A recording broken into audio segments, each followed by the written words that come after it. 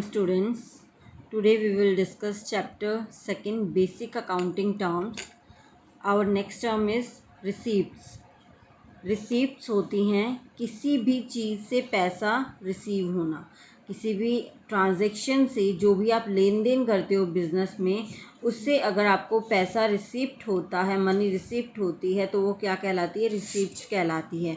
Receipt ये simple वो paper वाली रिसीप्ट नहीं है जो हमें मार्केट में सामान खरीदने या फिर उसके लिए मिलती है, ये वो रिसीप्ट नहीं है। ये कौन सी रिसीप्ट है? जो आपको अमाउंट, पैसा, मनी रिसीव हो रहा है, ठीक है।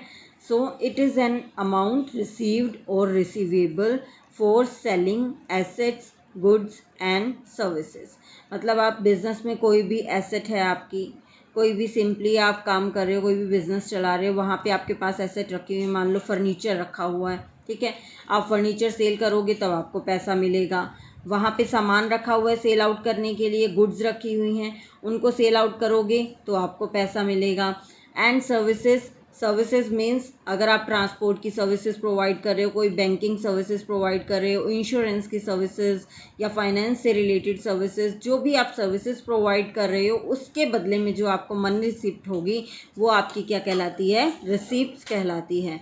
मीन्स कोई भी अमाउंट रिसीव हुआ है या फिर रिसीव होने वाला है, रिसीव्ड और रिसीवेबल, और या फिर रिसीव होने वाला है किससे? एसेट्स को सेल करने से, गुड्स या सर्विसेज को सेल आउट करने से जो मनी रिसीप्ट होगी, that is called receipts. Okay, receipts को हम 2 टाइप से क्वालिफाई कर सकते हैं, 2 पार्ट्स में। First is revenue receipt and second is capital receipt. First is revenue receipt. Revenue receipt होती है हमारी, देखो अभी हमने बात की थी, 3 चीज़ें हमने यहाँ पे लिखी, एसेट्स, गुड्स एंड सर्विसेज, ठीक है। एसेट्स जो होती हैं, मान लो आप बिजनेस चला रहे हो कोई भी, वहाँ पे जो एसेट आपकी प्रॉपर्टी जो है, लैंड है, बिल्डिंग है, मशीनरी है, फर्नीचर है, हम पहले क्लासीफाई कर चुके हैं, एसेट्स के बारे में पढ़ चुके हैं कि एक फिक्स्ड एसेट्स होती हैं, एक हमारी क्या होती हैं? करंट एसेट्स होती हैं, ठीक है। अब एसेट्स जो हैं यहाँ पे हम किससे रिलेटेड चल रहे हैं? ये हमारी क्या है? फिक्स्ड एसेट्स हैं, ठीक है। फिक्स्ड एसेट्स कौन सी होती है? जिनको हम बिजनेस में यूज़ करने के पर्पज़ से ख़रीदते हैं, उसको प्रोडक्शन पर्पज़ से ख़रीदते हैं, जैसे फर्नीचर हो गया, लैंड, बिल्डिंग, मशीनरी, ठीक है। उनको रीसेल करने के लिए नहीं ख़रीदते, ठीक है। तो ये फिक्स्ड एसेट्स जो हैं, इनसे जो इनकी सेल से जो रिसिप्ट होंगी उनको हम अलग तरह से ट्रीट करते हैं। और जो गुड्स एंड सर्विसेज, जो हमारे पास सामान रखा हुआ है, मान लो आप ग्रोसरी स्टोर चला रहे हो, तो ग्रोसरी स्टोर में जो आपने कस्टमर के बैठने के लिए फर्नीचर रखा हुआ है या कुछ भी सामान रखा हुआ है जो आपका एसेट नेचर का है, तो उसको तो आप सेल नहीं करते हो ना, लेकिन उससे रिसिप्ट ज़रूर होती है उसको सेल करने से, ठीक है। तो एसेट जो गुड्स होंगी, जो आपने किराने की दुकान में जैसे जो भी सामान दोबारा बेचने के लिए ख़रीद के रखा हुआ है, जो भी आपका सामान है, उनको बेचने से जो आपको पैसा मिलेगा, एंड जो सर्विसेज रेंडर करने से आपको पैसा मिलेगा, वो आपकी क्या कहलाएंगी? Revenue receipt. Again I am repeating, goods and services को सेल करने से जो आपको पैसा रिसीव होता है वो आपकी कहलाती है रेवेन्यू रिसिप्ट, ठीक है। रेवेन्यू रिसिप्ट होती हैं जो आपकी डे टू डे एक्टिविटीज़ से रिलेटेड होती हैं। डे टू डे एक्टिविटीज़ से रिलेटेड मीन्स आपकी डे टू डे एक्टिविटीज़, जैसे आप किराना स्टोर है, तो आप किराना स्टोर में क्या है, जो आप दाल, चीनी वगैरह ये सामान रखते हो, वो क्या है? डेली आप सेल आउट करने के लिए रखते हो, ठीक है।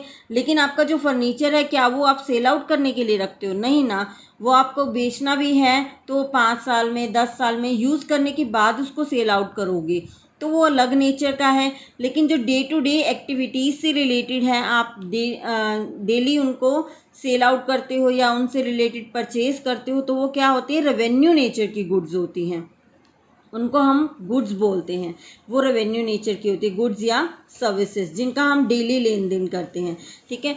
तो उनसे रिलेटेड जो पैसा रिसीव होगा वो क्या कहलाएगा, रेवेन्यू रिसीप्ट कहलाएगा।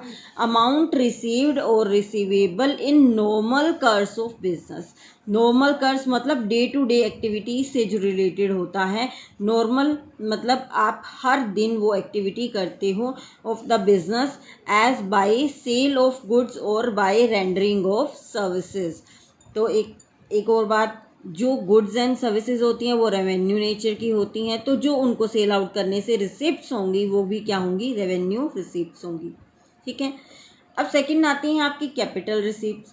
कैपिटल रिसिप्ट्स क्या होती हैं, जो आपने मतलब जो एसेट्स जो हैं आपने सेल के पर्पस से नहीं रखी। अभी हमने एग्जांपल लिया था कि ग्रोसरी स्टोर में जो आपने फर्नीचर रखा हुआ है कस्टमर्स के बैठने के लिए या खुद के बैठने के लिए, वो आप सेल के लिए नहीं रखते हो बल्कि यूज़ करने के लिए उसको रखते हो, तो वो क्या है, आपकी कैपिटल नेचर की गुड्स हैं, कैपिटल नेचर की एसेट्स हैं, ठीक है। कैपिटल नेचर की एसेट्स हैं। अब उनको सेल करने से जो रिसिप्ट होगी, मान लो आपने 5 साल उसको यूज़ कर लिया फर्नीचर को, उसके बाद आप सेल आउट कर रहे हो, 5 साल यूज़ करने के बाद आप उसको सेल आउट कर रहे हो, क्या वो डे टू डे एक्टिविटी है, नहीं है ना, वो डे टू डे एक्टिविटी नहीं है, ना ही नॉर्मल कोर्स की एक्टिविटी है, ठीक है।